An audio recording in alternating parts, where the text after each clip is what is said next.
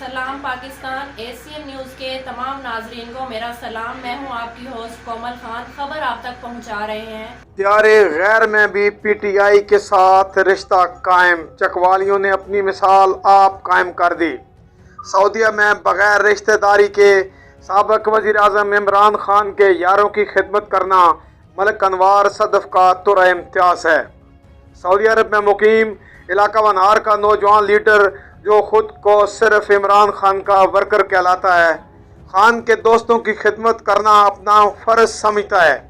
गुज़श्ता दिनों पीटीआई के सीनियर रहनुमा मलिक अजीम अवान उम्रा की अदायगी के लिए हजाज मुक़द्दस उतरे तो मलिक अनवार सदफ की सरबराही में मलिक फ़ाद आबद, आमिर जायद मियाँ वाली, असद इकबाल हरीपुर, बाबर वड़ैच बिहाड़ी और मुल्तान के रहायशी मोहम्मद आरिफ बलोच मताम मिस्तौरा रेस्टोरेंट के मालिक ने भरपूर इस्तकबाल किया और मेहमान नवाजी का अपना फ़र्ज पूरा किया।